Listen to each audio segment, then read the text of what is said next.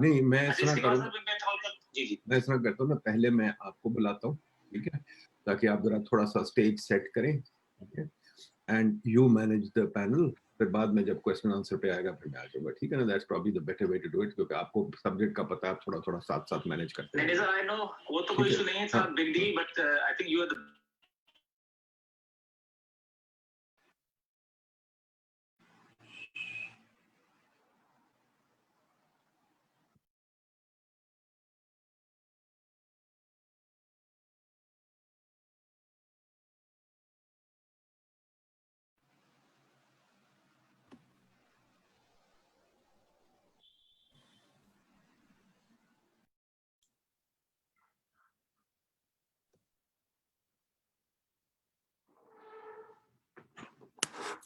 Good morning all. Assalamu alaikum.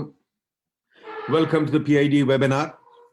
We are going to begin now and take up this very interesting subject called doing ethnography in the times of COVID-19. I'm not an anthropologist. I don't know what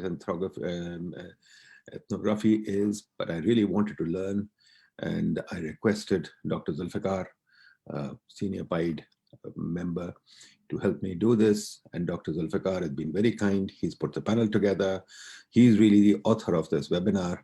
So I will invite Dr. Zulfikar to take over and conduct the panel. I'll obviously be here and I'll join you in the question and answers, etc. But Dr. Zulfikar, please, you introduce the panel and take it over.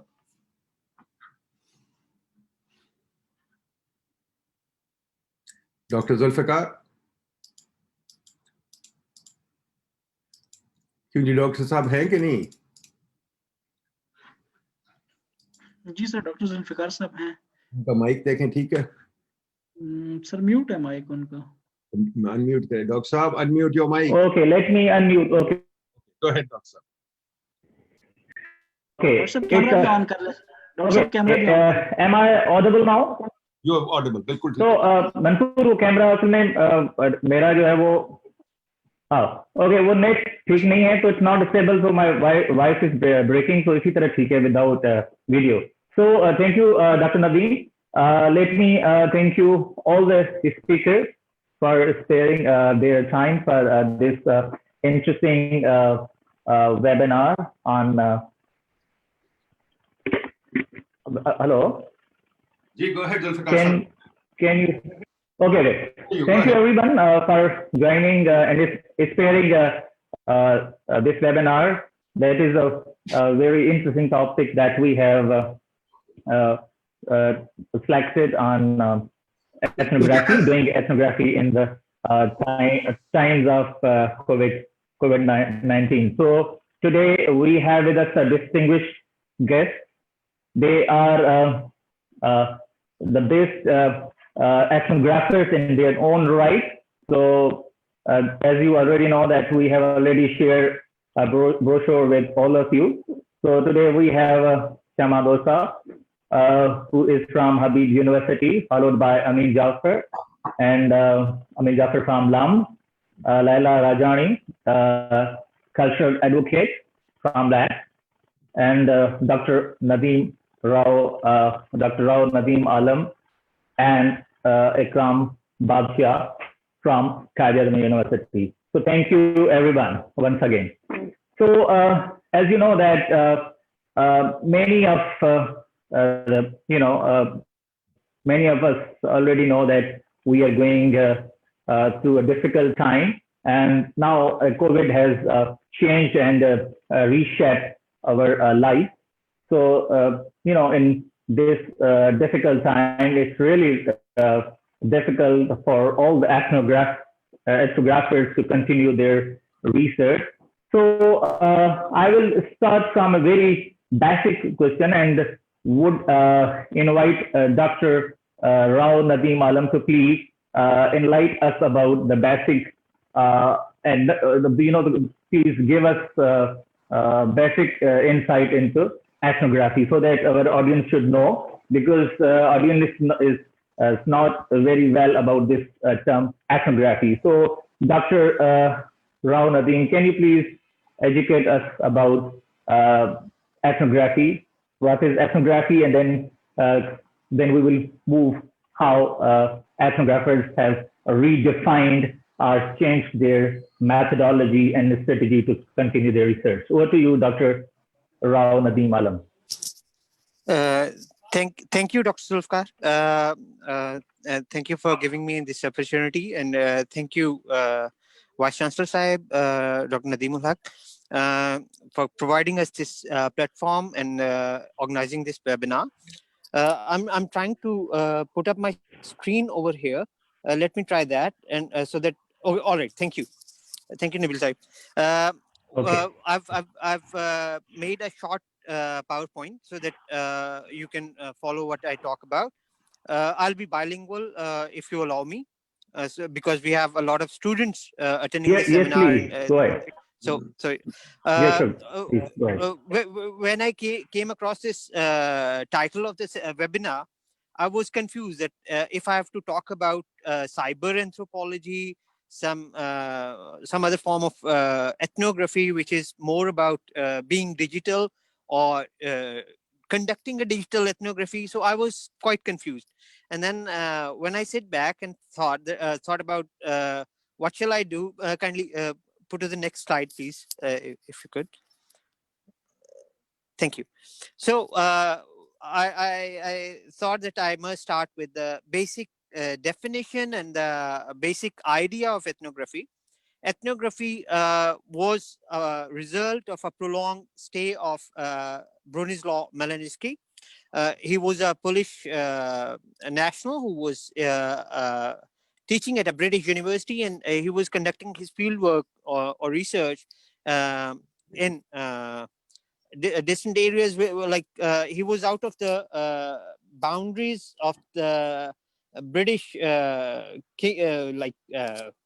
Isles, but he was part of British colonial Raj. When after the World War, he needed to stay away from the UK, contemporary UK, so that he couldn't be imprisoned as prisoner of war because of by virtue of his nationality. So that was the actual reason that he prolonged his stay over there, and he wrote very thick description of the communities he lived in. And we often there are certain subjects or the subject matters of his ethnography which are revised by the descendant ethnographers, and one of them is Kula Ring, where the exchange takes place. However, let's come back to the basic idea of ethnography. Contemporary sociologists and even economists use this methodology reduced to a method used along with their other methods of data collection. Ethnography is basically highlighted by participant observation. So how we perceive participant observation is there are like 4 levels. Either you go immersed in the community and you do the participation, complete participation, and at times we call it gone native. That means you assimilate to a new culture or into a new culture. And then we have more participation and less of observation, then more of observation, less of participation. So these are the intermediary stages of ethnography. And there is purely observation, where you do not participate at all, but you observe. So if we think of something about participant observation is the basic tenet of ethnography, then we come across this question if we have a space for cyber or digital ethnography or not.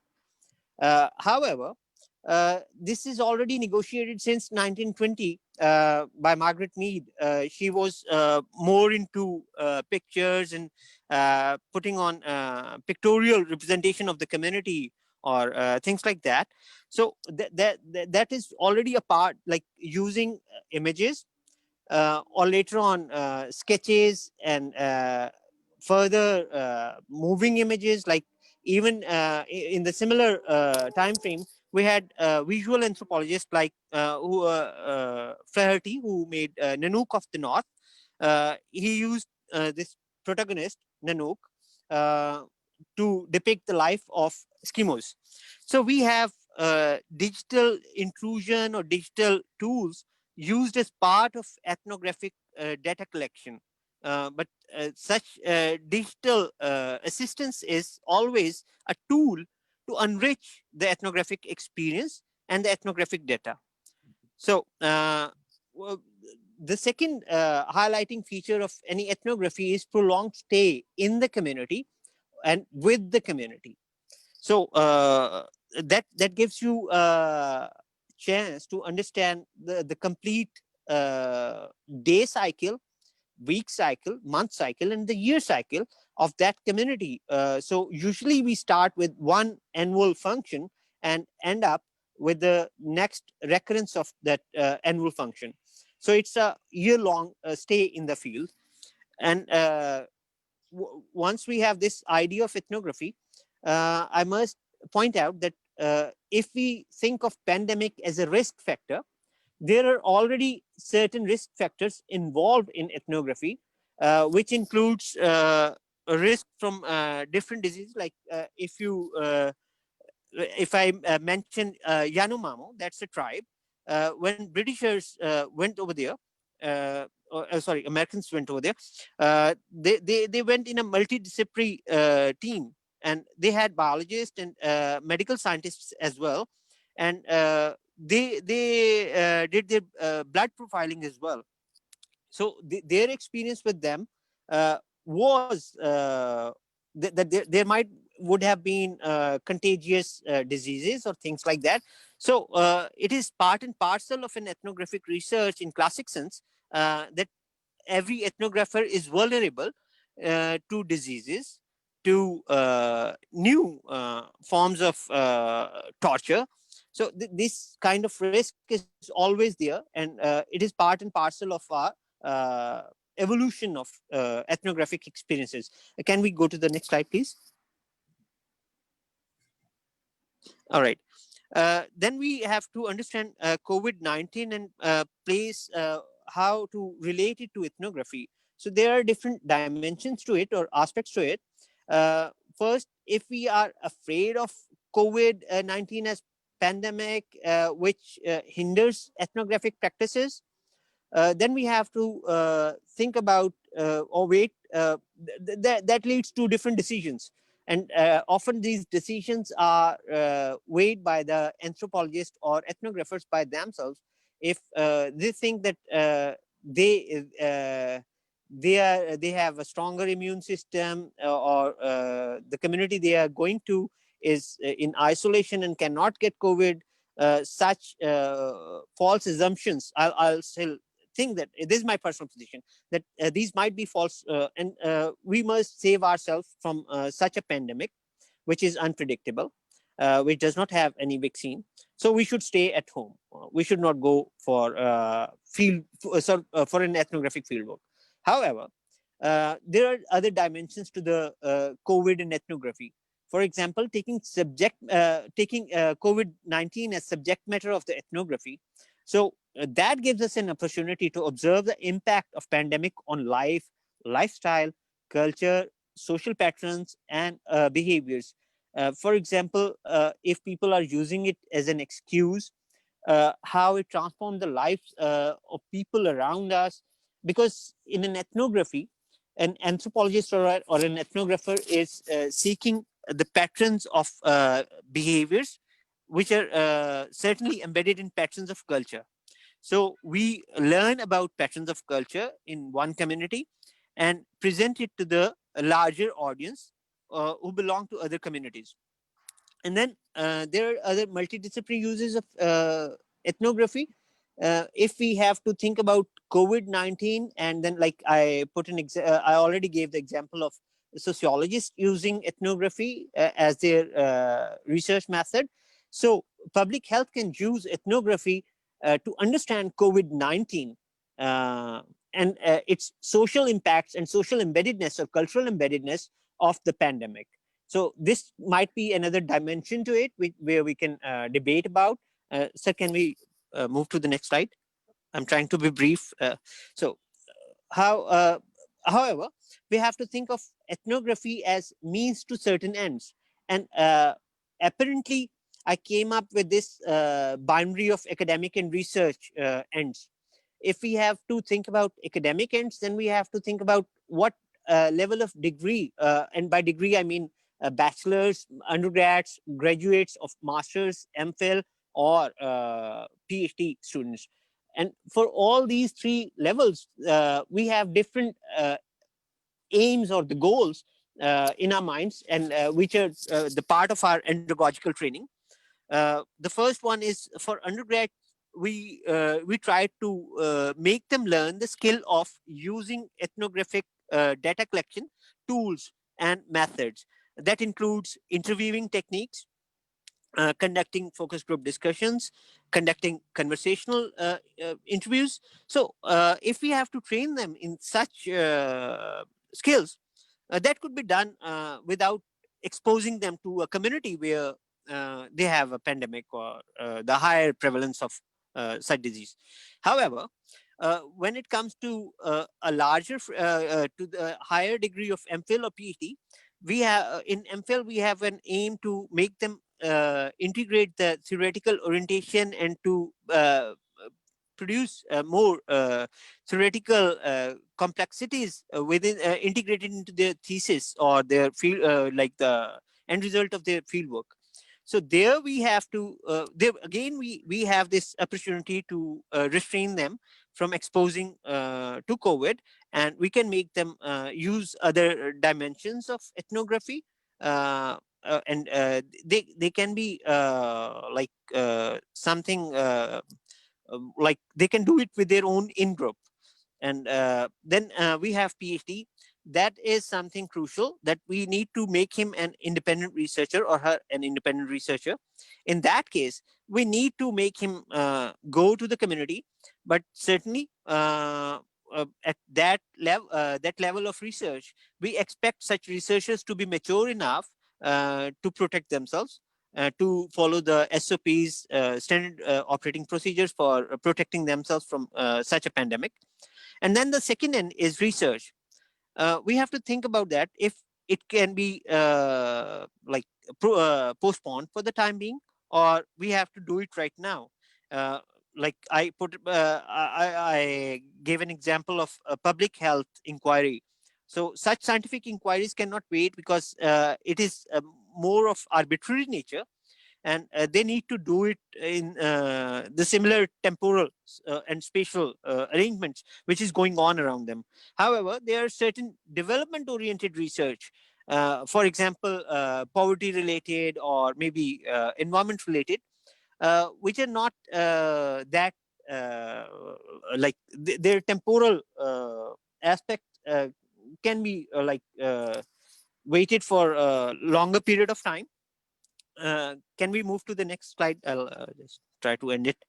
I'll just name few issues for ethnography in the times of COVID, so that we can, if we want to debate on them, or few of them, I'll just make using it as an opening thing for the whole panel. We can talk about authenticity, authority, and the lens. By lens I mean the human eye and the eye of the camera, and then again I include the use of text or the use of image to create an ethnographic account. And then we can talk about reliability and triangulation if we use human-based ethnography, now I'll call it, and a digital ethnography. We must talk about positionality. If an ethnographer goes into the field, he needs to position himself or she needs to position herself in the field and in relationship to the respondents or the interlocutors. And then certainly reflexivity. Even if you are in the field, you get frustrated, you have your own emotions, and you have to address them, and you have your own learnings, and that makes you biased and ethnocentric. Or so we have to think about all these things. whether we are in the field or we are, or else we are using digital space as our field. And then we have to think about the kinesics and kinesthetics, the gestures, the movements, the positions, whatever accompany normal ethnography, and how that transforms, or how the observation of such things transform when we go or opt for a digital ethnography. And certainly there is another dimension when we talk about digital ethnography, where we think of a human, like a sapient human, and then a super homo sapien who is more embedded in technology.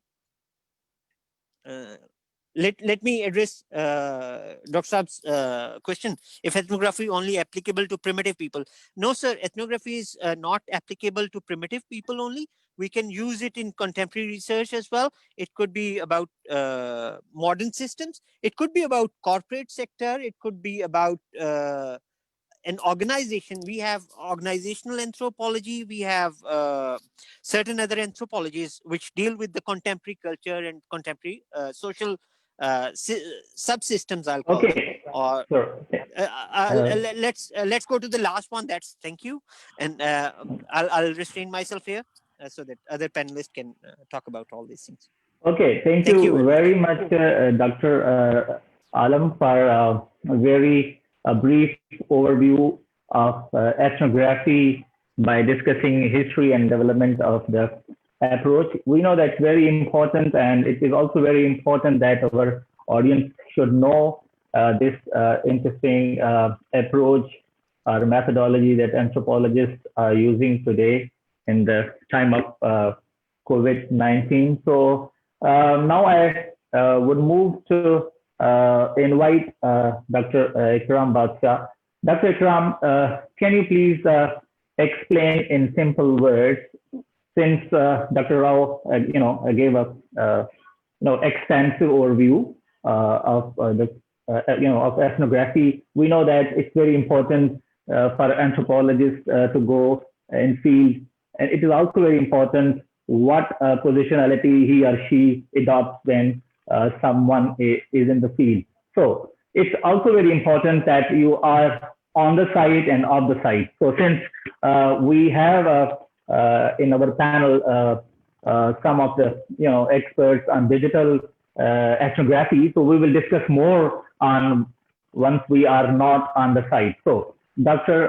Ikram, what do you think about the ethnography? Can you please explain in simple words? So I would appreciate if you will be speaking in both, I mean, if you are bilingual, so that our audience can understand easily.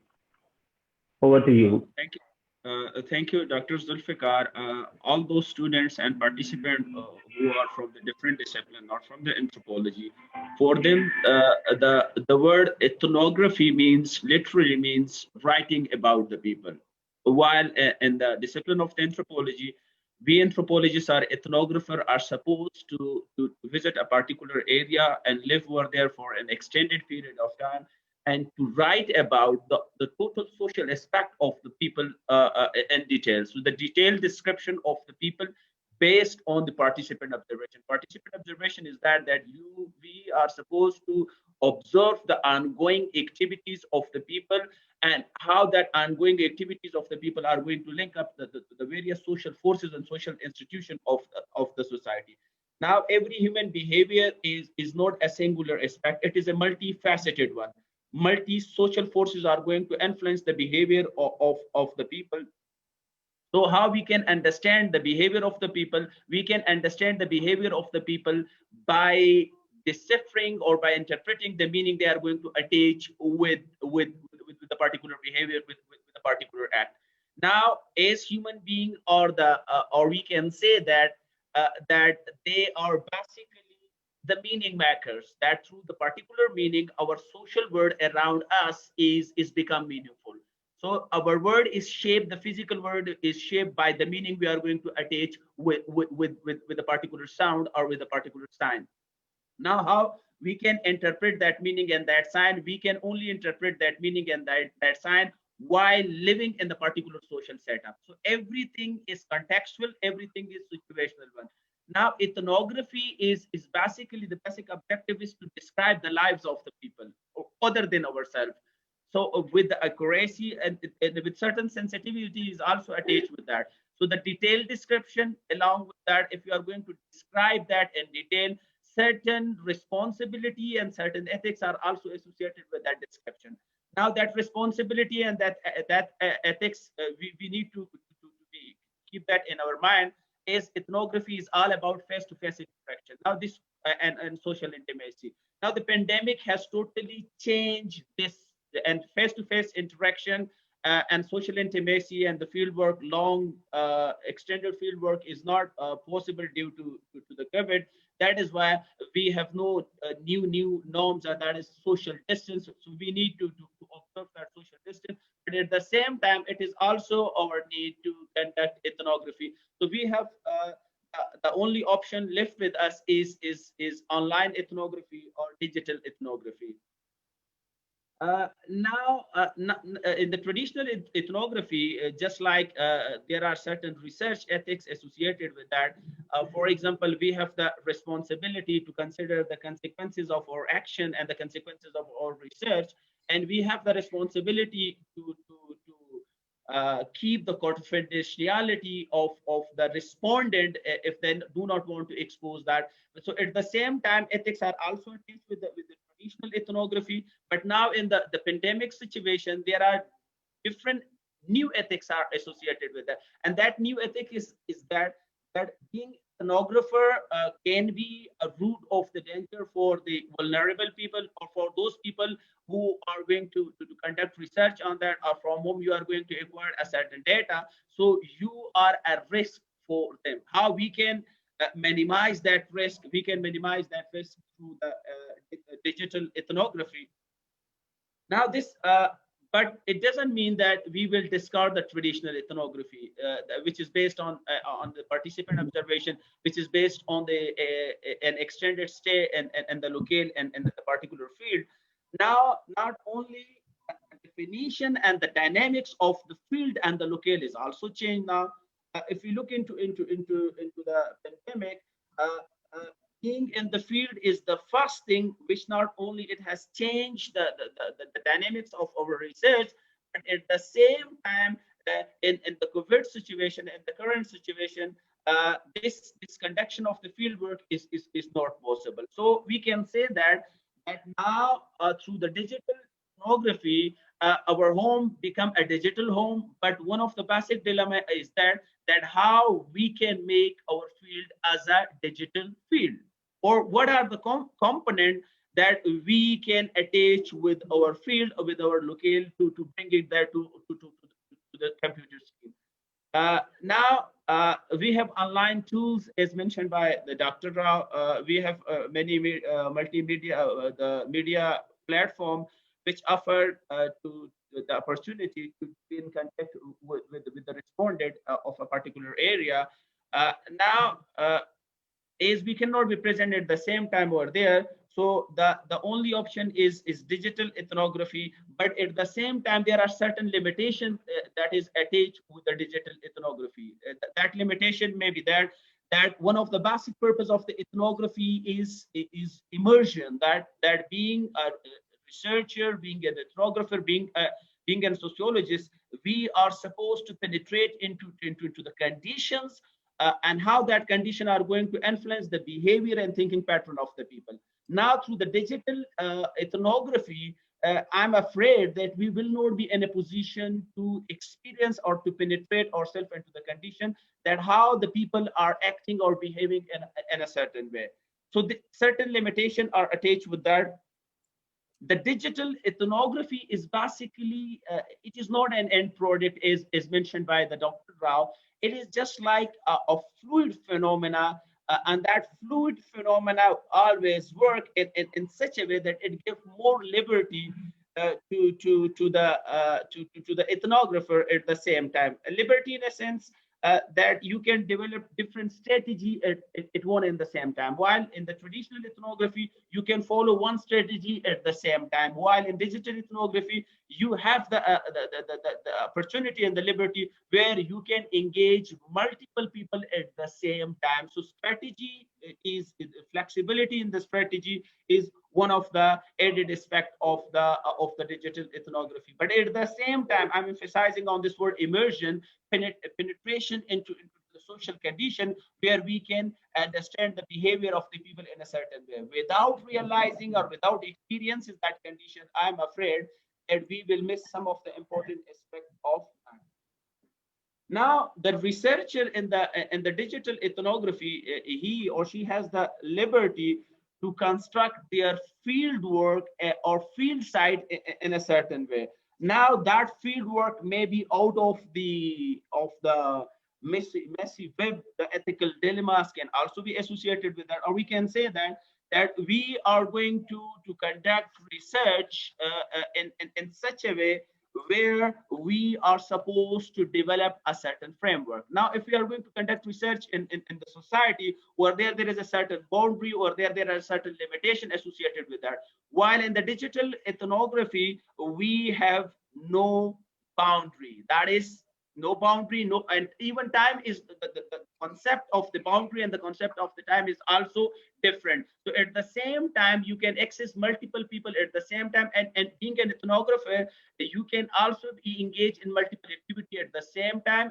and the respondent can also be engaged at the same time in multiple activity. So digital ethnography, we should study that as a fluid phenomena, and is one of the hallmark of the ethnography is the participant observation, and what can be the probable replacement of the participant observation in the digital ethnography, and at the same time how we can use various technological tools which are available to us, where we can which can enhance the quality of our research. So obviously, fortunately, we have many technological tools to which we can collect the required data from the respective respondent, and we can make a sense of that as well.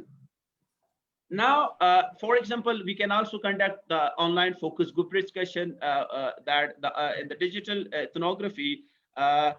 Focus group discussion is basically, we can say that it's a tool of the data collection in the discipline of the anthropology, where we engage many people and then we ask certain questions. Dr. Ikram, can you just summarize your discussion or wrap up the discussion so that I can move to the next speaker?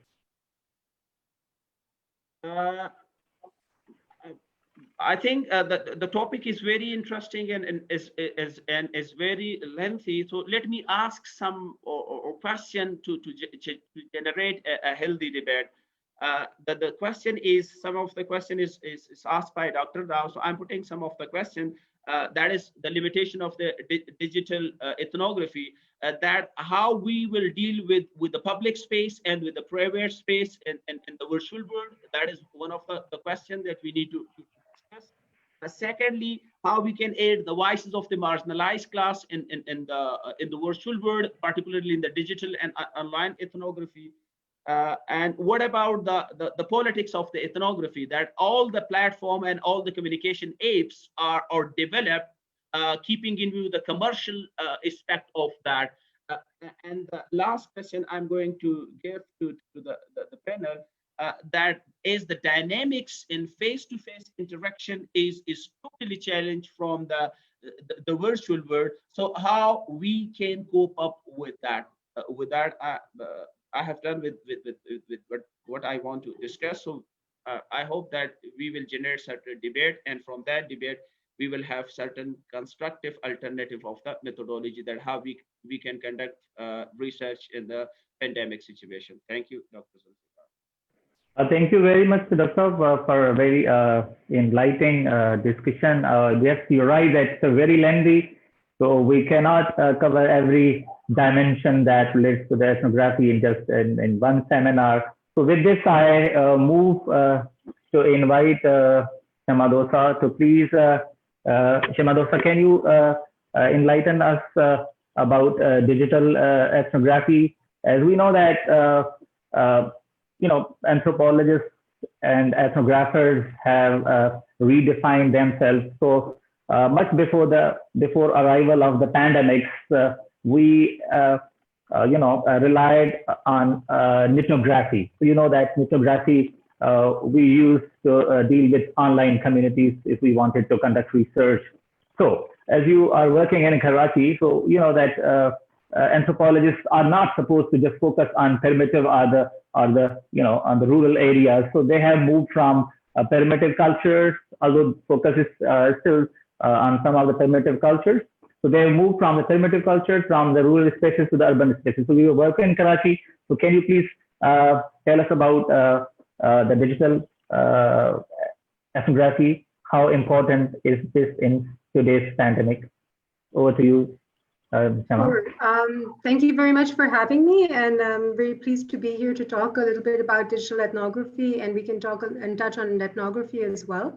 I think the first thing that we need to understand, though, is ethnography is a methodology. It may come in origin from anthropology in some way, and sometimes it's a product like a book that anthropologists produce, but ethnography as a methodology is used by multiple disciplines. So we need to see it as transdisciplinary. And so, for example, sociologists, even public health specialists, multiple people use it to answer qualitative research questions. So qualitative research questions are not questions about how many people think this way, but about why people think this way, and what is their experience like, and what is their daily life experience like. So for example, one of the studies that Lela and I are involved in, and Lela can also show you some of the information we're doing, it's called FACT, which is Families and Communities at the Time, Living in the Time of COVID-19.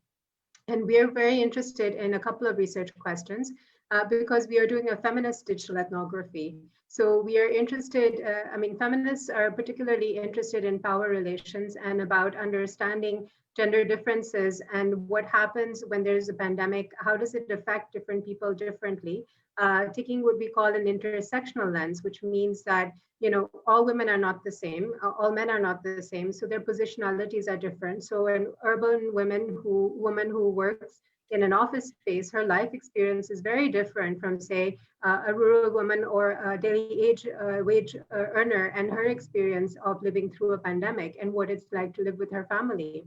So Lela, do you want to talk a little bit about FACT, and we'll tag team between us to talk a little bit about how digital ethnography is actually happening in practice?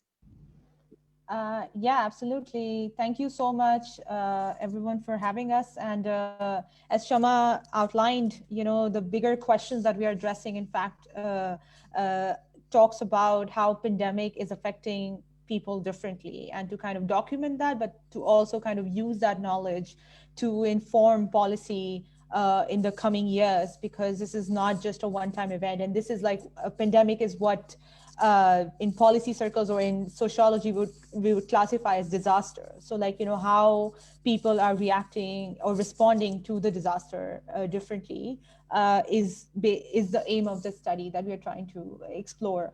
And basically the part of the process, the part of the digital ethnographic process is first to kind of, recruit the participants. And one of the bigger challenges is that because we can't travel, all of this is online. Our primary way of recruiting participants and families in Karachi for this was Facebook pages, our own Facebook page that we made, and to, recruit people from there. And one of the things that really, and I just have it up here to show you, just one second. So while Lela's pulling it up, we just wanted to share that, there are multiple ways in which we're engaging with people. So the research question is very important in digital ethnography. So we're looking at the epistemology, so the way people make knowledge and understand it, as well as multiple realities, how they're experiencing things in different ways. So those questions are very important for us as digital ethnographers. And what is important for us also to understand in terms of methods is that, data is not collected, it's made. So you make data between your interaction with the participant and yourself. And the digital medium comes in between the two. So how does digital ethnography connect? It connects because the medium of data making is very important. So even as Lara showing you recruitment, we want to share with you that, that we used multiple methods in which we recruited people. Facebook was just one platform, was just one digital platform. We also used multiple methods of outreach as well. But this is one way in which we started talking to people about our project and telling them about it. And we also made a video which was for people who couldn't read or didn't have access to this page. And so we talked about it verbally as well to get consent from people. We also had a Google form as well. And the way that we're collecting data is through WhatsApp messages, through digital voice, for example. We're getting information from people are making videos and sending us it's basically on the prompts that we have. They're also sending us images and photographs. And so we analyze this in different ways, and we use different software to do that. Lela, you want to talk a little bit about recruitment and what are these interesting for us and how it's evolving? And the one thing that's very important to talk about digital ethnography is that it's evolving, sort of, it's responsive and reflexive in the way that we're engaging with people. So the methodology is not always set, but it's flexible. Yeah.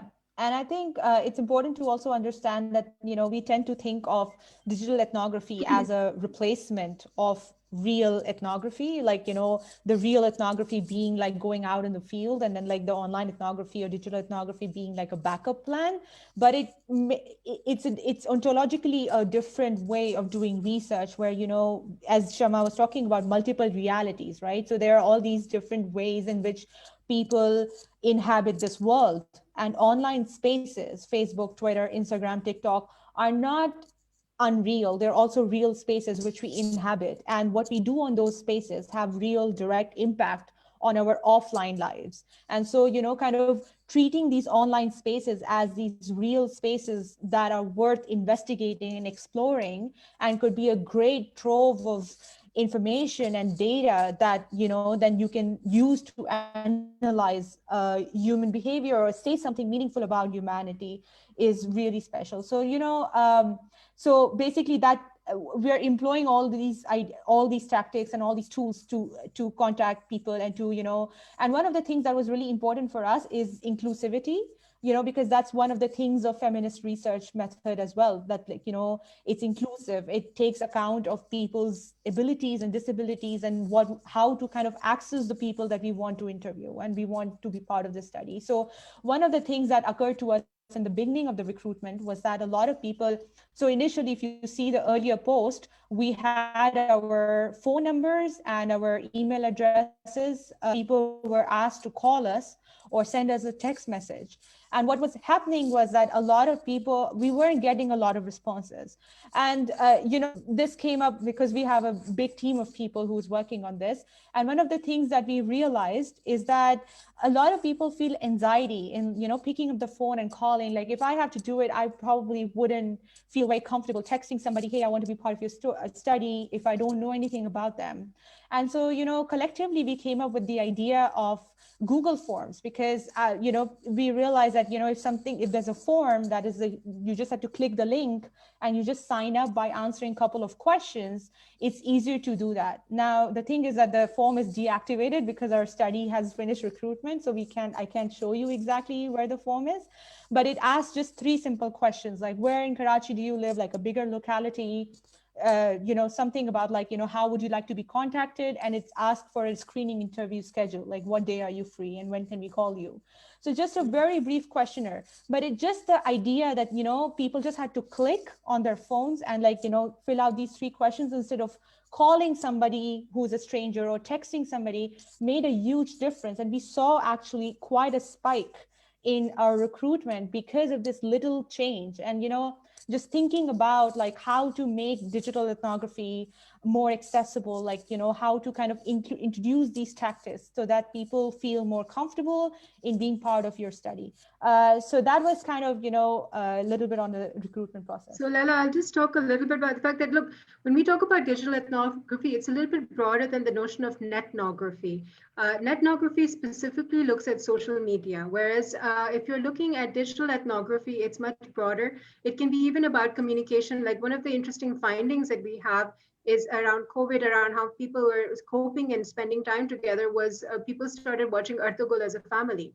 Now, that became really interesting for us to study that as a practice, and that's a digital ethnography question. So for example, what is it that families were doing? It became a digital practice. So digital ethnography is not about just online, right? It's also about the television. It's also about your phone. It's about different ways in which you're connecting with different forms of media. And so it's a much broader sort of an approach to understanding the world. And how do we analyze this data? So I thought I'd just share with you some of the ways that we sort of look at this information, right? And it's important to sort of begin to see this information in different ways. And qualitative researchers, we use different sort of softwares as well to look at our data. So for example, if you wanted to look at free software, like for example, if you don't have money and you're really like on a shoestring budget, like most researchers are, you could get this software, which is free, which is called QDA Miner, and you can import your data here. If you are interested in looking at, you know, more complicated, a little bit more expensive softwares, we have something called Atlas TI, which is what we are using for our project. And you can see this is, you know, some of the software that we have available. And if you're interested, there's another software called MaxQDA. And I thought I'd share that with you as well, so you can have a look at what the data looks like in MaxQDA. And MaxQDA is really interesting because what it allows you to do is to also import, say, for example, you wanted to look at, I don't know if people have seen this new animated digital video called Swipe, which is also has to do with, you know, life online. And so you could import, for example, you know, all the different comments from here. Like if you go to the analysis part, or you go, you can actually like pull up some of the, you can do the coding here. So qualitative researchers do coding, right? And so you can pull out like the YouTube data on all the comments that were made and do a discourse analysis on the comments. You could also actually pull the entire transcript of that particular video and then do an analysis of that over here as well. So I just thought, and you can also pull in photographs, you can pull in videos, and you can quote this as well. So these are all the different ways that qualitative researchers actually convert their data and analyze it. And the final thing I thought I'd show you is the difference between nethnography and digital ethnography is that nethnography actually has a very specific protocol for how you would actually use, let me see if I can find it here. Yeah. So nethnography actually has a very specific protocol that you follow and you're using of it. And I can zoom in a little bit so you can see here. So you start here and then you decide whether you want to be immersed in the data or you want to be interactive. And then you see this is this whole process.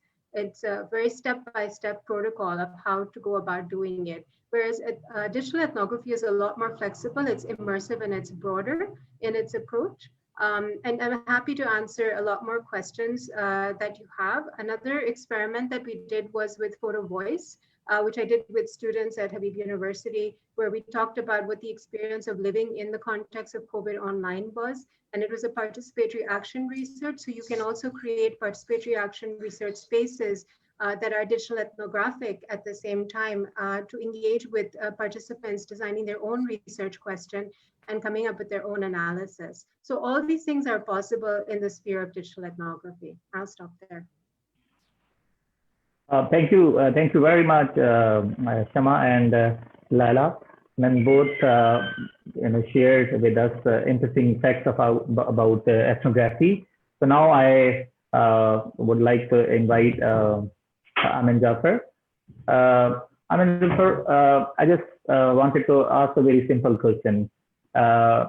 since you're doing digital ethnography, so what do you think, how important is the positionality of a digital ethnographer? What is basically importance of positionality of digital ethnographers?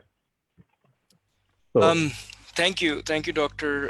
Zulfikar. Thank you to organizers for putting this together, to Professor Nadeem Haq, to Fahad Zulfikar, and for inviting me to this event. अगर मैं थोड़ा सा एक step पीछे हट के, if I, to answer this question, if I can give a little bit of a context to the question of positionality, and then I can turn more concretely to your question on digital ethnography. I think perhaps this reiterates some of what has already been said.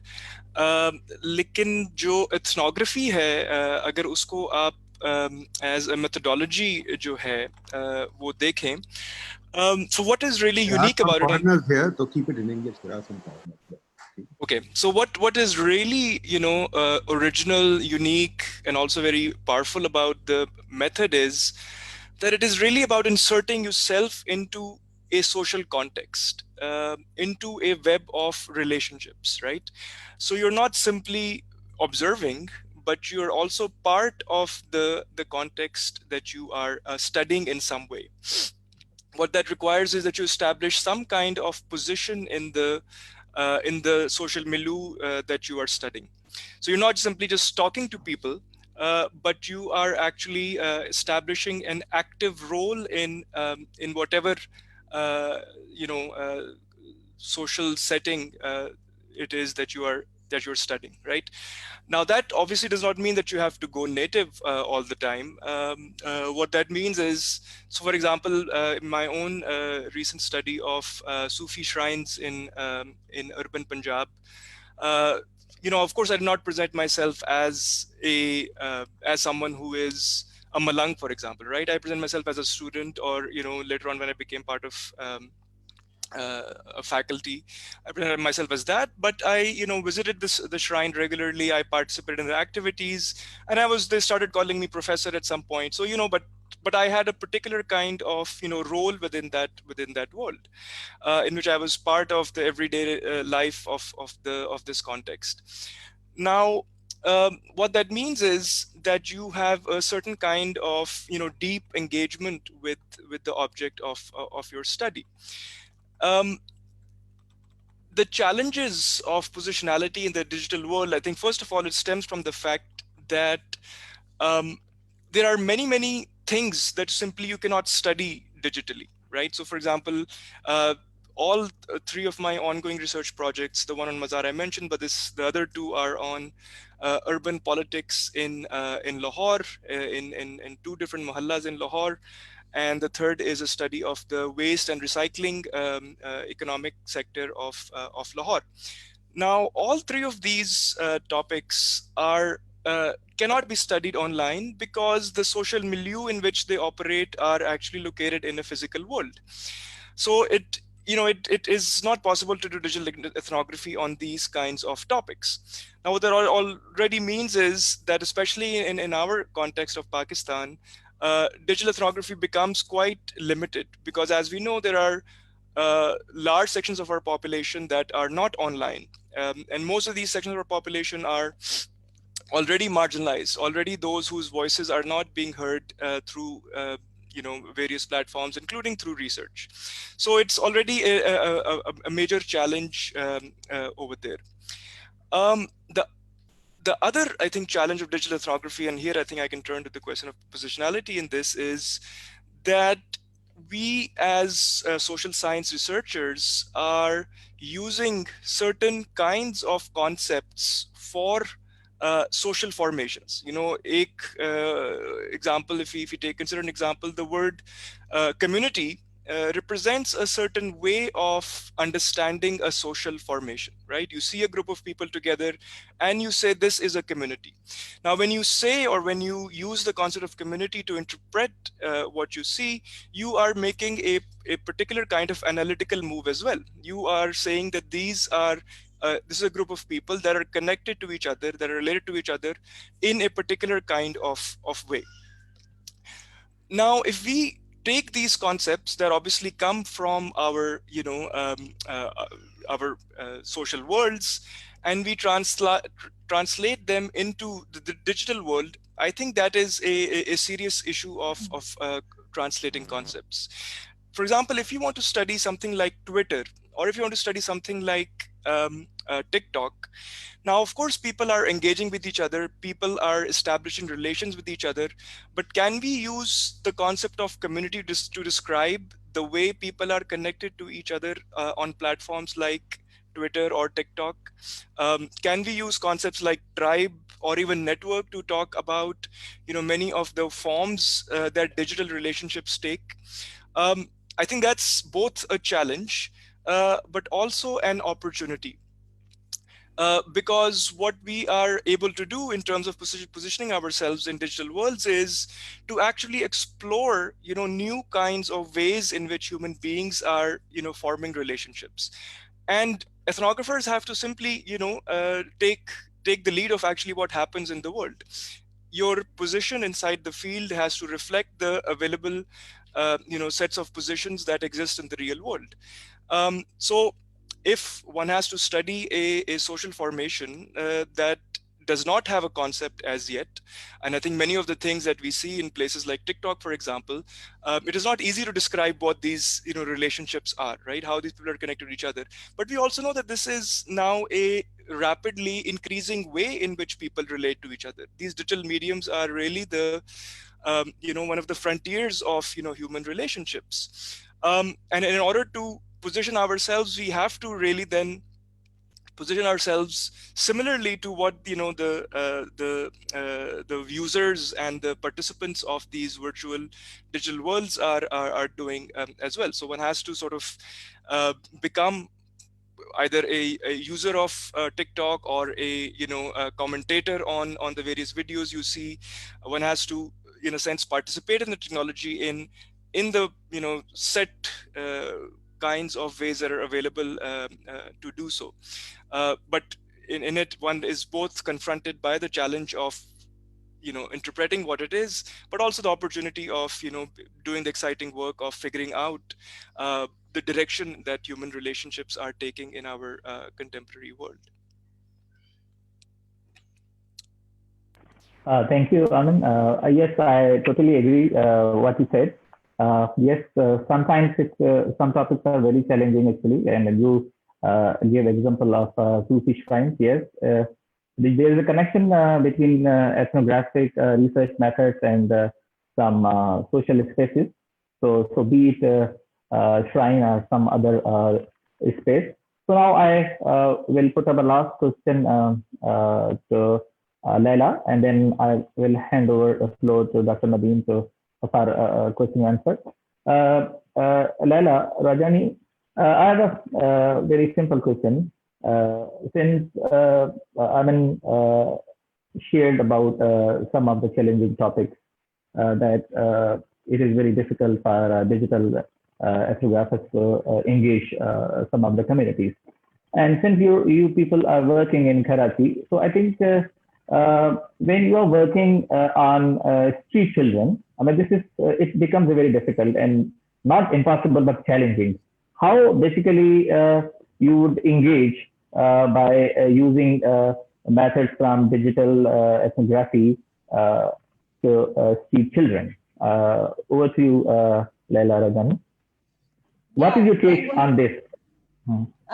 Thank you, Zulfikar. I think that's an interesting question, and I honestly, it's just like you can't use in-person ethnographic methods to, let's say, study behaviors of Punjabi teenagers on TikTok. You cannot use digital ethnographic methods to study behaviors amongst or attitudes amongst street children if they are if they're not on the internet, right? So maybe you can use certain kinds of digital ethnographic methods. And again, like, this kind of asks for expanding the definition of what it means to have digital ethnographic methods. And so, for example, there have been research done with, like, when you give voice recorders to children to go record folk stories amongst their grandparents in South Africa, for example. And those are some of the ways you can engage. But if you are asking about like internet research or ethnography, I don't really see how that would be useful. I think, again, as Shama was talking in the chat to answer some of the questions, it's really about the research questions, right? It's really about looking at what you want to study and then like what is the best way to get to that answer, or what will allow me to access the kind of people or the kind of information that I need in order to research this particular question. So if my questions about street children, which is again not within the scope of the fact study is working with families and communities, and I think it's limited in a way that we are interviewing or recruiting only those people who have access to smartphones. So we are not here making a claim that we are studying all of Karachi, or that whatever the study says will be able to speak on behalf of the entire population of Karachi, but it's limited in a way that who has access to a smartphone, who has WhatsApp, who can communicate with us, who has permissions to communicate with us. But going back to your questions about street children, if my research question is about common perceptions of people on the internet about street children, then yes, digital ethnographic methods could help me with like collecting data from YouTube or Facebook or websites. If my question is about how street children themselves see the world or understand the world, or in that sort, I can give them what Shama is doing in her class, like with like something like photo voice elucidation. So I can give them some cameras or some recorders, they go off, they take pictures, they bring back, which is what a lot of visual anthropologists also do. This is called like participatory research, right? But again, like I think it depends on the questions that you have and the kind of answers that you want. Does that answer your question, Zulfikar? Yeah, thank you. Yes, I agree, because you see, as you know, that it becomes really challenging for an ethnographer to deal with online communities, because when you are dealing with online communities, then the concepts are these concepts of authenticity, reflexivity, and positionality becomes very, very difficult. So I think we cannot discuss each and every dimension of ethnography in journal and digital ethnography in particular. So hopefully we will have another webinar to continue our debate. So with this, I now hand over floor to Dr. Nadeem. So Dr. Nadeem, over to you for a research question and answer. Thank you. Dr. Nadeem, kindly unmute yourself, sir. So thank you, Zulfikar Sahab. Thank you very much for a wonderful conversation. I really enjoyed it. I think this is something that I at least wanted to learn and have learned. And quite frankly, we need to now bring some of these people with their studies so that we can actually look at the studies too. Today we've discussed the methodology. Folks, please raise your hands if anybody wants to participate in the conversation. Our panel is here. You are free to ask any question or ask any comment you like. I'll just say a few things which I've already said in the chat room. It seems that you people are interested in certain groups and their structures through the eyes of the participants. Now, I'm a neoclassical economist, and I know you guys oppose me, and you guys think that we are free market oriented and that we are this and that we are individual based. But I found something very strange in the ethnographic studies. It seems you guys are studying individuals. So that's very much like the neoclassical school of thought, that we collect data on individuals and then we try and process data on individuals. We don't have anything to say about the government, for example. And I've learned over the time that the government is the most important player. Recently, we put out a paper that the government controls about 80% of the economy. When you talk about street children, the question is, why do we have street children? And the way I would look at it, if I looked at it, the street children are there because of the government. So why is it that ethnographic studies have nothing to say about policy or government? From what I heard from you, it seems that it's all sort of kind of very individual related and very individual life related, whether it's digital or local. or physical. But in terms of the policy process you talk about power relations, but the government didn't figure anywhere. I don't think if you replay this thing, the word government was even mentioned once. And I don't think the word policy was mentioned once. So do ethnographers not look at policy? Are we sitting in a space where government doesn't exist, where everything happens in the marketplace? Is that what ethnography and anthropologists do? Anybody from the panel? If I can venture a response, not at all, I would, in 3 words. I gave you 3 examples of recently published studies, all of which actually have a lot to say about the state. Obviously, we're talking about methodology here, so we're not talking about specific findings of our research, or, at least I wasn't, or communicating, the policy implications of our, of our data. But, I think most ethnographers do talk about the state, but it's not, I think, the way I suppose that one would talk about the state in a neoclassical economist way. So, for example, if I was to talk about the state in my research on Sufi mazars, I would talk about the way in which there is a contestation over the meaning of, for example, a Sufi saint, Madhulal Hussain. Some of you might know him, is one of the patron saints of Lahore.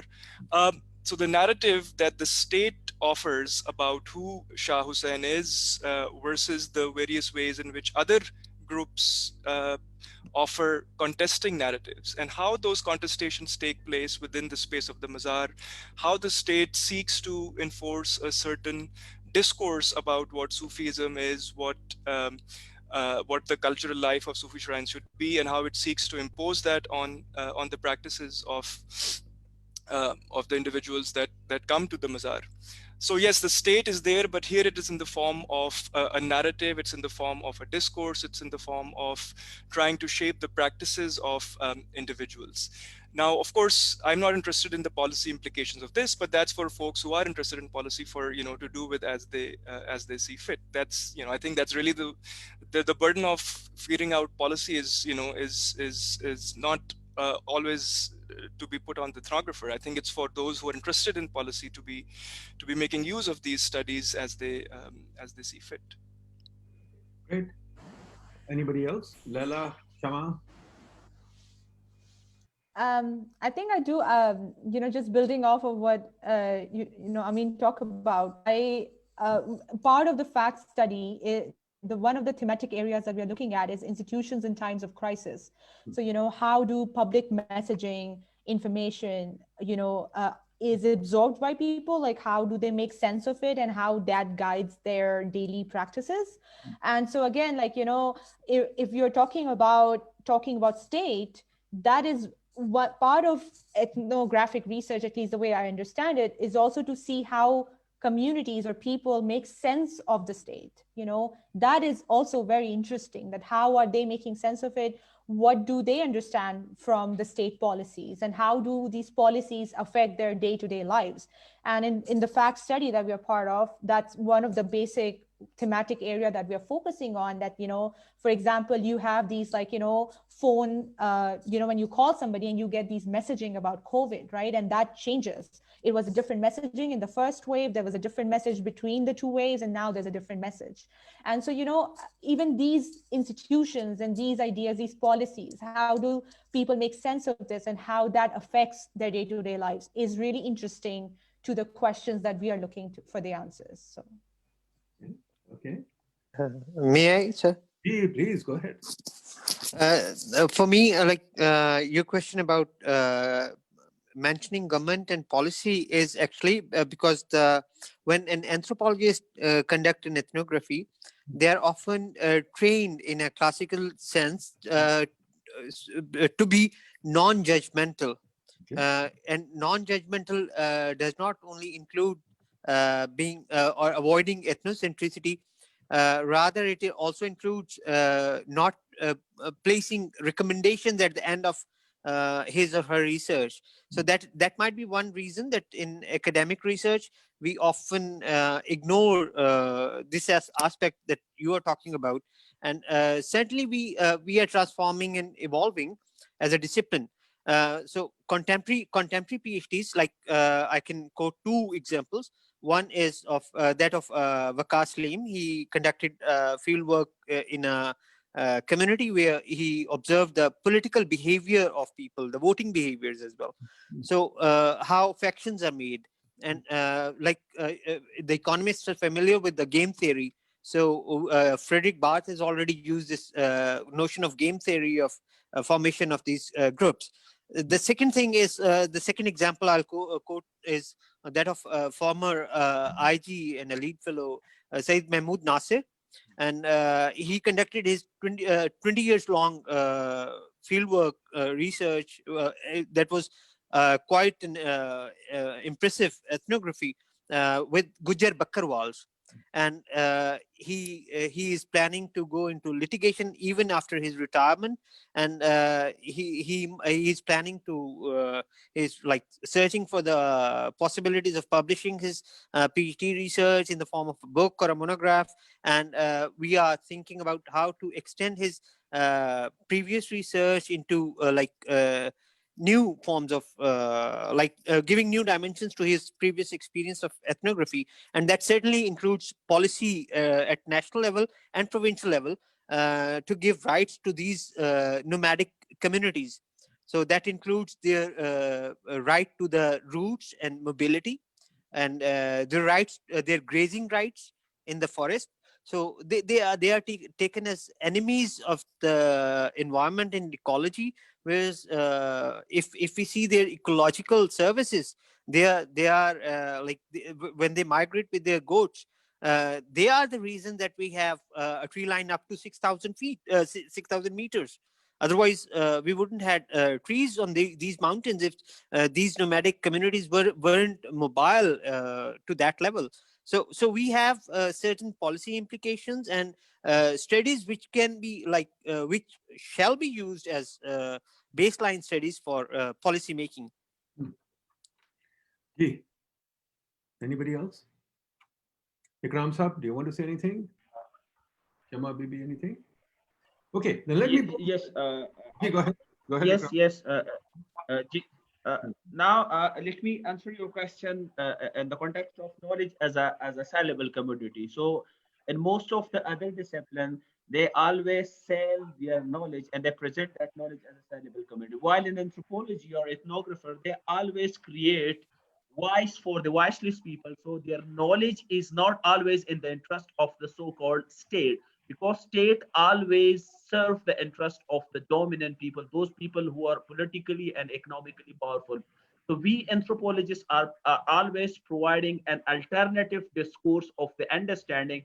So state or some of the dominant subject believe in the meta narrative, that one narrative or grand narrative that through which we can explain a phenomenon. Now meta narrative always serves the interest of the state, while we anthropologists believe in the smallish narrative, smallish understanding of that is why we always give solution to a problem and in the particular context.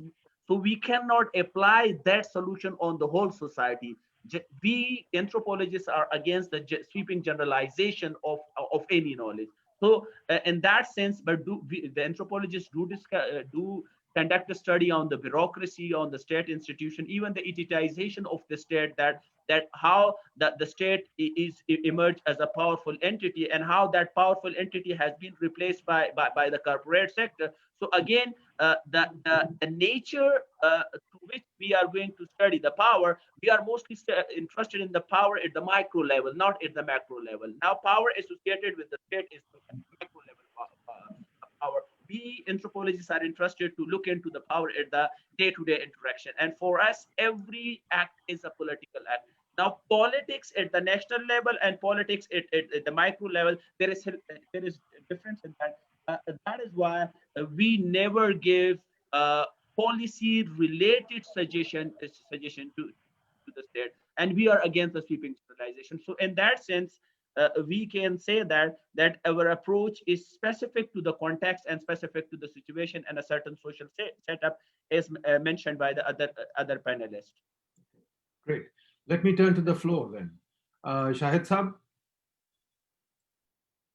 Shahid. Ji, Assalamu alaikum. Thank you, Dr. Nadeem.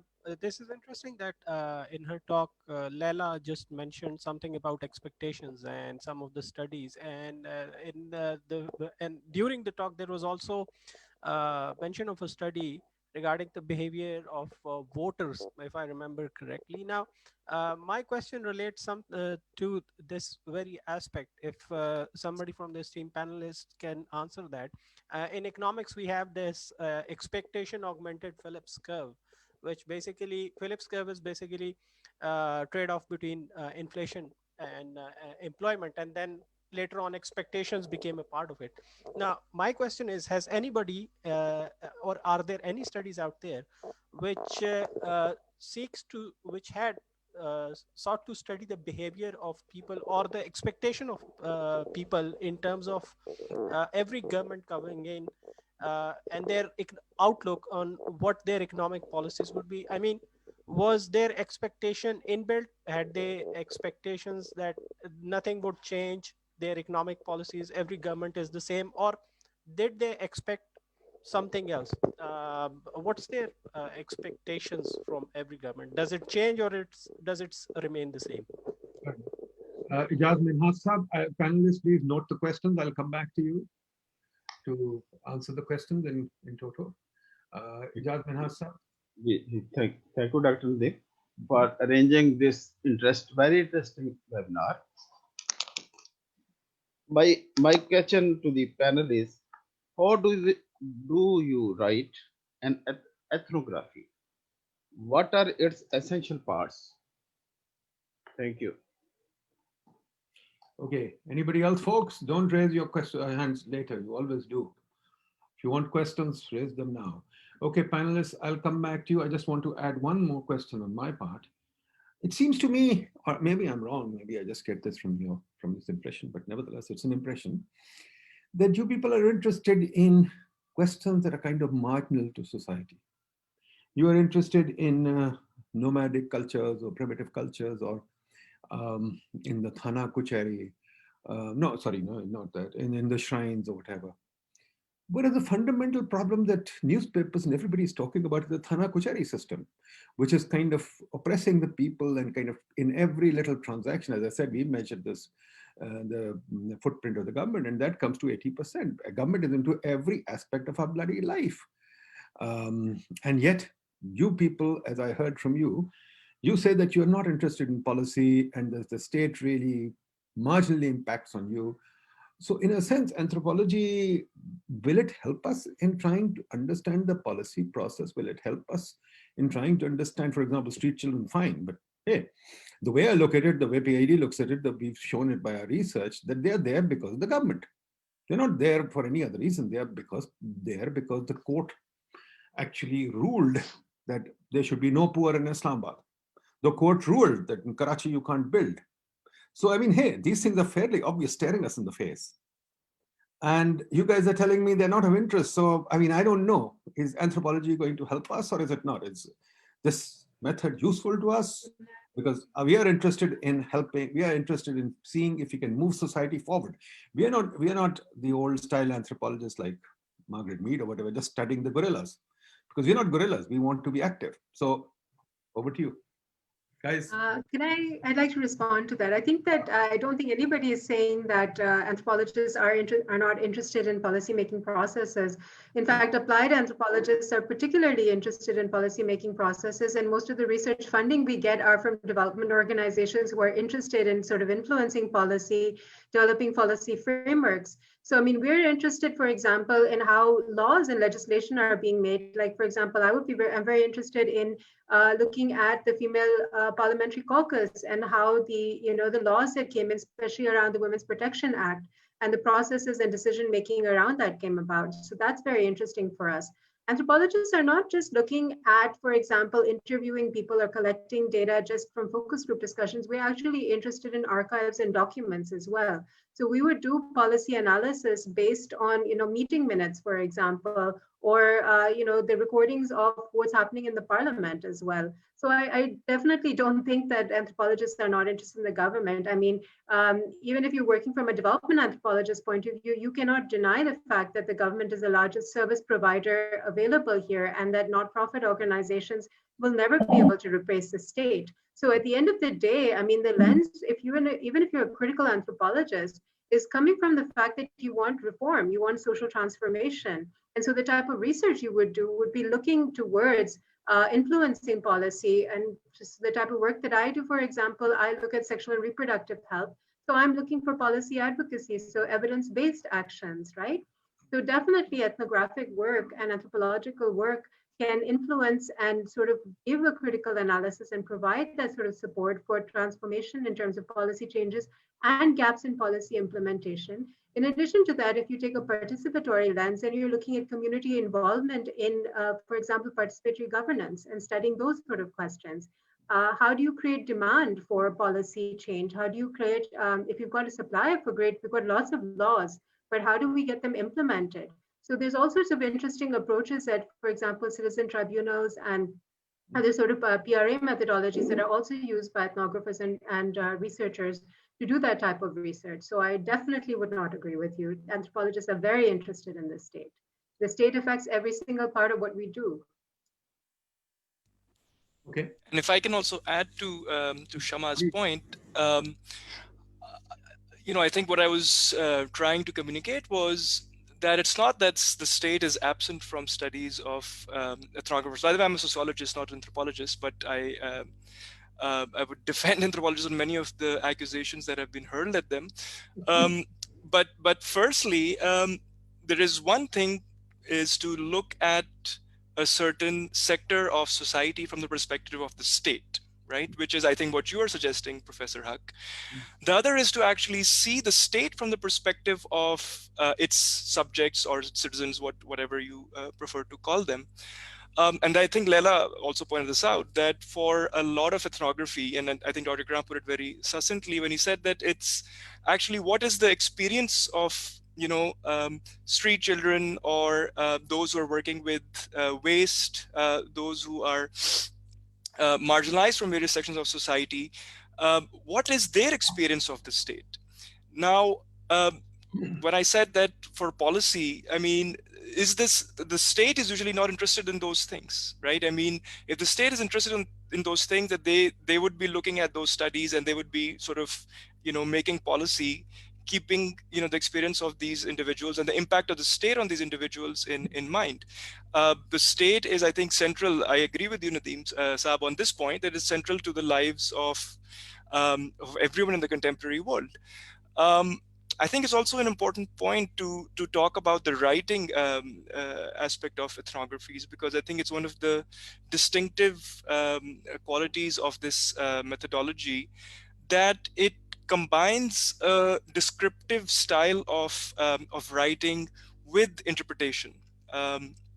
That you're not simply describing the world, but you're also within that description offering an interpretation of it. So it's a very, it may seem like stories, but the stories, what distinguishes it is from storytelling is precisely that you're offering an interpretation and analysis of the world as you have researched it. And finally, I should also just add, anthropologists never studied gorillas; they always studied people. So, I think that really needs to be, taken back. That kind of way of talking about the tribal or the natives or so on. Okay, fair enough. Fair enough. Look, I was taught that you have to be a little provocative, so don't mind this. But that's just plain racism. It's not provocative. Racism? Gorillas? Yeah, of course. I mean, you're equating, the natives of classical anthropology with gorillas. I mean, that's a pretty racist trope, okay, in my opinion. Fair enough. We live in a woke world, so obviously everything is something. Dr. Stanley Cruz, you're here. Why don't you give us something, and then I'll call on Safar Sohail. Let's hear their views. Stanley Cruz. Yes, I find this very interesting discussion. As to the question about the government, I would think that would be more in the field of sociology than anthropology. Yeah, I agree with the others on the panel that from an anthropological perspective, we really deal more with people's experience in terms of individuals and groups, rather than looking at institutions. So I think sociology would be more the field that would deal with institutions such as government. But I find this discussion very interesting. I'm dealing with students right now that are doing research and they're unable to go to the field. So they'll need to do their research digitally, probably through Zoom interviews, that kind of thing. So yeah, so questions come up as to are there problems with validity and reliability in terms of doing interviews by Zoom or by other remote methods rather than in person? Yeah, how do we deal with those limitations in terms of, particularly with interview research? So I don't know if any of the panel members would want to respond on that matter. Okay, great. Safdar Sohail, go ahead.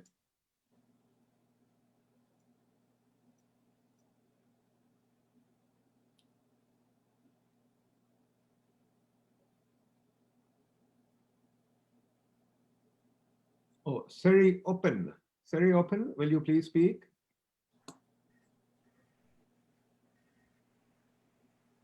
I'm sorry, I can see you say that you want to talk. Go ahead, Seri Open, go ahead. Can you hear me? Go ahead, we can hear you. Oh, good, thank you.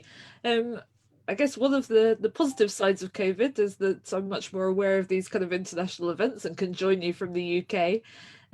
Thank you very much for a really fascinating session and discussions. I guess I had a question for the panelists about people who are working sort of in between the fully digital ethnography and the kind of normal ethnography that we did before COVID. So whether people have any thoughts about how to do ethnography in a situation where perhaps you can go and visit people, but you have to stay a distance away from them. You maybe have to wear a mask. You have to go through all these kind of social distancing measures, and how you manage that, and also how you manage that if your kind of risk protocols that, for example, your university have given you are different from those of the community you're studying. So, for example, my university would require me to wear a mask. If I was doing research somewhere where people weren't generally wearing masks, then that would distance me from my participants and would kind of limit the ability for me to be kind of intimate and work with my participants. Fair enough, fair enough. Safdar Sohail. Safdar Sohail. Safdar साहब बोल रहे हैं कि नहीं बोल रहे हैं, क्या हो गया, ये आपका माइक नहीं ऑन हो रहा. Okay, then we will not take Safdar Sohail. Okay, fair enough, folks. Any last thoughts, comments from the panel? So just reporting to the question about the in-between. So I have like about 18 research projects from students who actually are looking at the COVID context. And to a large extent, we've been discouraging them from having face-to-face because of the risk, because we're in the second wave over here. So the university has been encouraging students to conduct the interviews online. Of course, there's a limitation with the online process or with phone interviews. But since mobile phone access in Pakistan is fairly high, even if it's not a smartphone, we've been trying to do that. In the case where there's a face-to-face interview, again, as I said, the students have been discouraged from doing that. And to a large extent, most of the, I think I was supposed to do a focus group discussion next week with the group, which is, I think, 12 to 15 people. And we reduced the number of people, and also sort of the space, it was an open air space that we decided to have the focus group discussion with. So just to give you an idea, those are some of the changes we're making. Mm-hmm. Okay. Anybody else from the panel? Ikram Saab? Yeah, Go I would ahead. just like to, I Yeah, would just like to comment on, I mean, there was a lot of questions in the chat, and also I think the last couple of questions talk about the limitations of the online approach and an online platform. And I think one of the things that come up again and again is this idea of authenticity and how online or digital ethnography cannot match up in authenticity to the offline ethnography. And I think that's an interesting idea. The whole idea of authenticity is interesting to think about. I mean, like, what is authentic anyway? I think, you know, anthropologists and sociologists would argue that nothing is. And I mean, in a sense that all life and all humanity is performance. But even if you sideline that for a little bit and like just talk about the method and its limitations, I think it's important to acknowledge that as long as you as an ethnographer, whether you are a sociologist or an anthropologist or a political scientist, again, like ethnography is a method, not a discipline. So limiting it to anthropology really does a disservice to the method itself. But I mean, whatever kind of a researcher that you are, as long as you are in the room, whether that's a chat room or a messenger or a Zoom call or in the living room of a family, your presence will affect the outcome of the conversations that people are having. So, you know, I mean, oftentimes people talk about digital ethnography and authenticity, but authenticity is a bigger concept and it applies to all kinds of research. But one of the things that, you know, I learned as being part of the fact study, and I would like to credit this idea to to Aisha Khan, who's the principal investigator of fact study as well, is this idea that even when you think that people are not being authentic, right? And you think that people are making things up to tell you something and you can't validate it because you're online, even that making up of things or performing things tells you something. It tells you something about what you were studying. It tells you something about the knowledge, attitude of the people you were trying to study. And that performance in itself is worth listening or worth paying attention to. So, you know, it kind of stretches the idea of what we think is authentic. Because as long as you are there, as long as two people are talking, there are going to be some kind of performativity. And so, yeah, I just kind of wanted to conclude with that. Here is a question secondly, from Suhail, who couldn't speak. I'll please take this question to you. You are next. He says that his connection is bad, so he can't speak, but he asked that why is it that most of the ethnographer work is funded by donors? Most ethnography is being done through donor funding. Go ahead, please. Who's speaking next? I can talk to that. The reason is because we don't have money for social science research in Pakistan, flat out. There is very little money that HEC provides for social science research. We've just recently been getting some, even though the HEC budget has been slashed. So at the end of the day, who funds social science research? Either you do it collaboratively with an international university and you're a sub on it, or your university has some money if it's a private university. But other than that, it's usually development agencies who are looking for formative or summative evaluations, and you end up with money coming in from that. So that's the reality of funding in social sciences. So if HEC people are listening in, we would be very happy if you offer more opportunities for research so that we don't have to depend on donors. Lala and I both laughing because we've been struggling with this for the last year. Our study, we've just put in a grant for the local challenge, which HEC has offered, and there's an international challenge. But aside from that, there's very little funding for social science research. Where PID is offering the Rasta program, which is going to fund social science studies. Yes, Nadeem Saab, thank you. We are putting in a grant for PIDE as well. Thank you. Let me give you a little heads up. We will not fund niche studies. We want to fund studies that are going to impact Pakistan and not, this is where I want to also bring in Stanley Cruz. I think he's gone. I'm sorry if he's gone. Seri Open, please, can you, I'm sorry Stanley's gone. Can you please tell me why are anthropologists not interested in the 900-pound gorilla in the room? There are a 900-pound gorilla there, but in fact, 1,900 pounds, probably 2,900 pounds. That gorilla seems to not interest anthropologists at all. So anthropologists who tend to tell me they're very left-leaning seem to me far more right than my Chicago background, because they're only studying things that are totally non-governmental, whereas the thing that is affecting us the most is the government. So Sari, can you please talk to that, and then I'll let the rest of the panel talk on that. Thank you. I wasn't expecting to have to talk on the panel.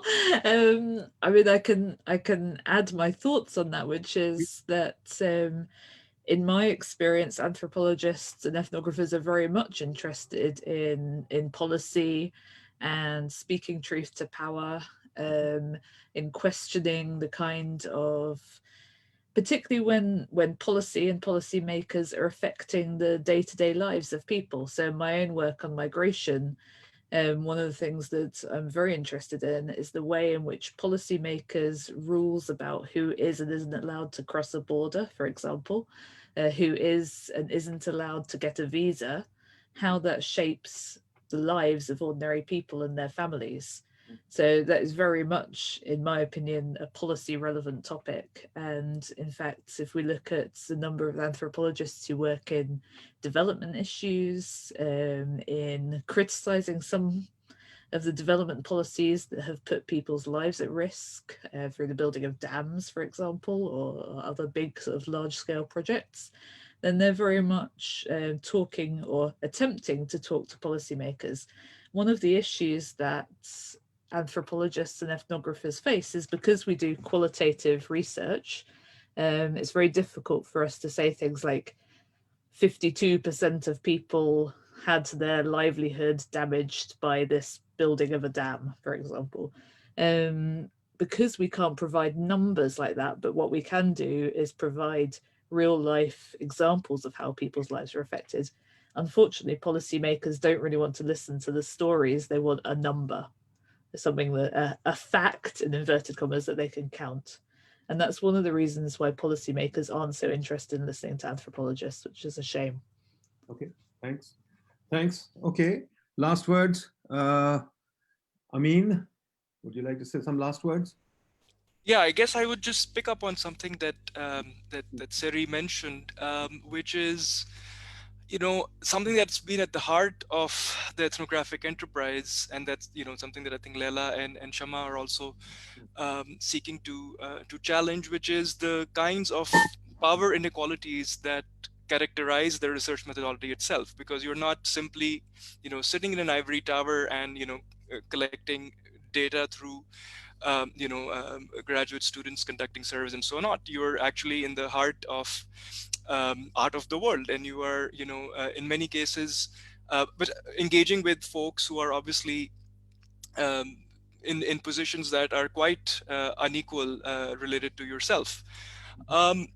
And one thing that I think this the pandemic has done is to really put these power inequalities has made them even more obvious. So I think, Sari, you mentioned that if you're going to a community or a marketplace to research that is not taking COVID precautions like wearing masks, and you yourself are, clearly wearing a mask in the Pakistani context at least is a very indicative of class divides and of privilege and so on. So for myself, I've been conducting research on Afghan refugees in Lahore who have been collecting waste and then recycling it and creating value out of it through a certain social. I'm looking at the social process of creating value out of waste. Which I don't know if Professor Huck finds that to be niche or of relevance or not, but that's besides the point. But the for me, I mean, going to these going to the places where these men work with a mask on, becomes a clear sign that you are in a sense not willing to engage with them. And I think, as Dr. Rao said, ethnography has a certain element of risk involved in it historically, but but it's clearly for these men, what they do and the world in which they participate is it cannot be stopped as a result of COVID. They have to carry on their work. Their lives are based on daily wage, daily whatever money they make on a daily basis. So they have to carry on. But as an ethnographer, my privilege allows me to kind of just step back from that research. And if I go to that research site, also take the risks that they're living their life with.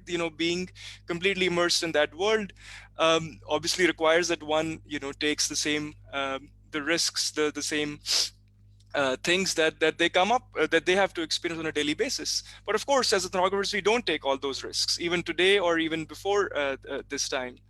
And I think the COVID pandemic has brought that dynamic, at least for me, even in sharper relief, right? That kind of inequality that exists in ethnographic fieldwork, which of course we confront, but other research methods are generally oblivious to, is something that has become, I think, even more profound. Thank you. I mean, around Nadeem Saab. Thank you, sir.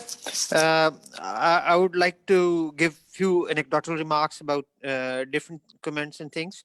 For example, I volunteered, although there was money involved in it, but I still volunteered for research for RED Plus. RED is reducing emissions from degradation of forests and deforestation. And we developed this grievances redressal mechanism. So that needed an ethnographic inquiry from the communities, what kind of grievances they hold and how to resolve it, what kind of platforms they need. So that was a governance research. So, and that is like our part from Pakistan to contribute towards the global practices within the RED framework. And secondly, I don't think that even the gorilla comment was about that wasn't racist for me, because an anthropologist is trained to be tolerant, and it's not only being non-ethnocentric, it is being about being relative in everything. So we must take it because he was relating Margaret Mead with the gorilla. It is Jane Goodall, actually. So and then we think that biological anthropology is part of anthropology. So we take all these comments and absorb them as ethnographer, and that is how I conceive it as an ethnographer. And that because there was somebody who asked about the basic premises of ethnography. So I consider it like as already Ma'am Dosa referred it as a qualitative technique. So it is a methodology. It's not, as already Ma'am Rajani referred it, mentioned it, that it is not a discipline. Discipline is anthropology primarily, and now this methodology is used by transdisciplinary. And secondly, when we think of basic premises of ethnography, I think that ethnographer as protagonist is the base for ethnography, and he must be a good listener, a good observer. So these are the qualities which give meaning to ethnography. And then he must be a very good reporter, as mentioned by Jafar Sahib, that it is a style of writing, actually, how to report it. Thirdly, as you think that we always talk about policy and governance, without a baseline, there is no policy, there is no governance. So, and if I need to be governed, I must tell you how to govern me, or my behaviors shall dictate the governing authority to conceive the governing laws, the constitutions, and things like that. So I guess that it is ethnographer can be a mediator, and as already mentioned by Ma'am Dosa, that ethnography or ethnographers are often playing a role of applied anthropologist. So that is something where we function as judgmental, where we put forward recommendations. So in our role as applied anthropologists, we do all those things which you expect us to do as in any project of development or anything. And the classical example is the Federal Indian Office in America, that their cultural anthropologists played such roles. So I guess I've covered few questions, and I might skip few others. Thank you very much. There's somebody called Thank you, sir. official. There's an official who's raised her hand. Official, please, bole. Then we go to the back to the. Please, official. Unmute yourself, official. And introduce yourself, please. Official, kahan gayi bhai? Official Saiba, unmute yourself. Unmute kare. I'm Dr. Aisha Shiraz from National Institute of Population Studies. And because it is my office computer, so I didn't know that it is official written there. I just saw it just now. Thank you. It was really very good presentation, but sorry, I joined a bit late because I received this invitation just now. So I am currently doing research in population and health, and we are doing Pakistan Demographic and Health Survey. You all know about that survey. And we also did a maternal mortality survey. Currently, I'm doing a study of WHO. It will be done from 1st of December on gender-based violence during COVID-19. So this is very informative information. And I just want to invite any of your students want to join my research, as well as any other senior officials, they would like to give comments to my study. It will be for 1 month from in the month of December. So it will be very good, useful for me. Because I joined late, so I do not have any email addresses or any other thing. So I would like to contact you as well, Dean Saab, or any other people who will be helpful. Thank you. Acha ji, Ikram Saab, your last thoughts? Yes. I will comment on that everybody has got a differential understanding of the phenomena. The same if we apply the basic benchmark of the discipline of the economics to understand the pragmatic aspect of the ethnography. So I'm afraid that it will not be like that.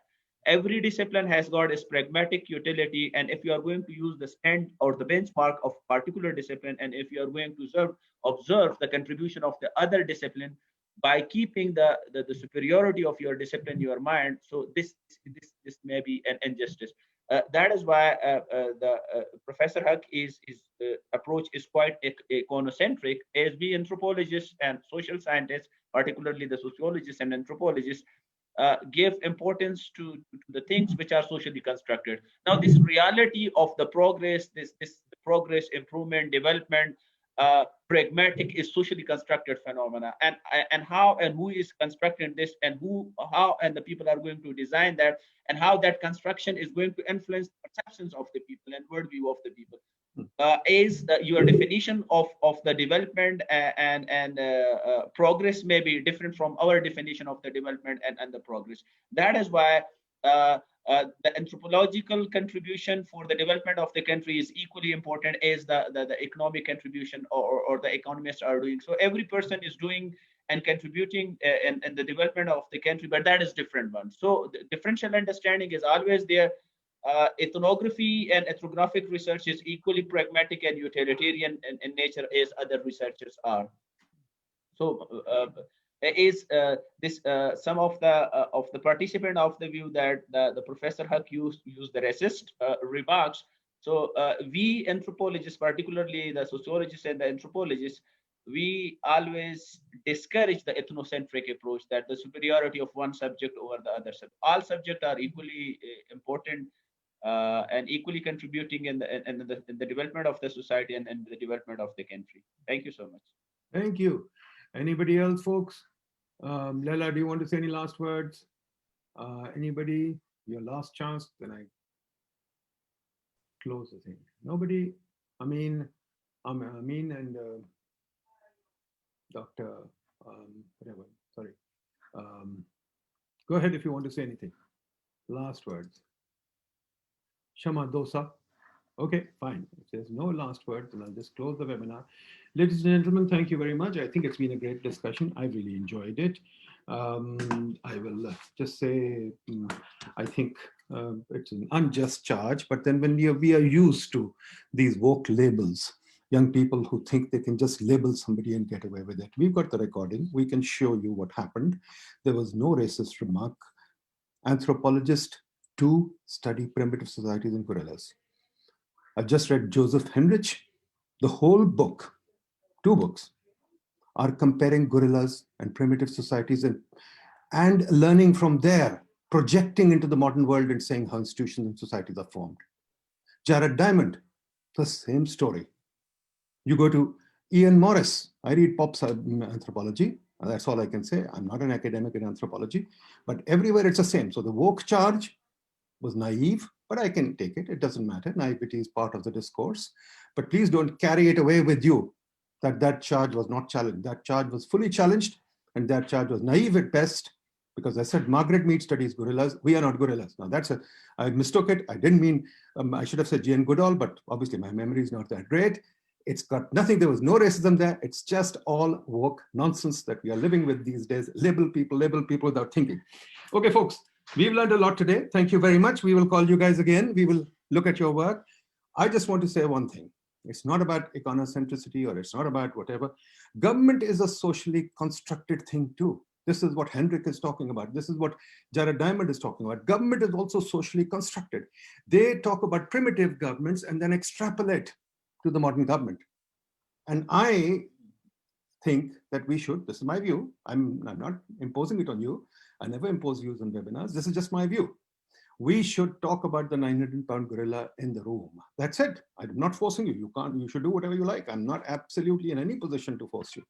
But I'm in a position, and this is what webinars are for exchange of views without labeling. I'm in a position to say, my personal view, not imposing it on you, that we should think about the 900-pound gorilla in the room. That we've got a Thana Kuchari problem. We've got the colonial state on our backs. We've got a primitive legal system. We've done tons of webinars on this. And this should be a subject of study. And the reason I wanted the ethnographic webinar is, I want to tell my researchers, hey, this is the methodology maybe you can use to study the legal processes. For example, how are transactions conducted? For example, why do we live in an NOC economy, in a permission economy? For example, why is land so difficult to trade in this country? For example, why are agricultural markets non-existent? I want ethnographic studies on those, and I am going to try and get those done. So please don't get me wrong. I'm not trying to criticize you. This is not the point. The point is to have an intelligent discussion without labeling each other on a particular subject. I take your subject very seriously, which is why I asked you to come, which is why I'm talking to you. I take your subject very seriously because I read about it.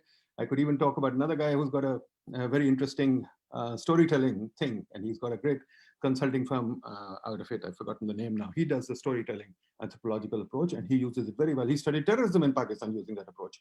He actually did a study on terrorism using that approach, right? Which I liked a lot.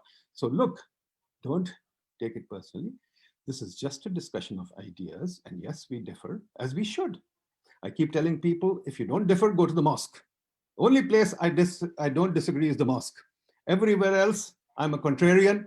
I will disagree with you wholeheartedly and fully. I'm willing to take all the insults. I don't worry about that. But let's be rational about it and be prepared to discuss with each other without getting personal. That's a simple request. And we will continue to do this, inshallah. Thank you very much, folks. I learned a lot. I'm very happy with this webinar. Inshallah, we'll do more. Okay, all the best. Thank you. Khuda Hafiz.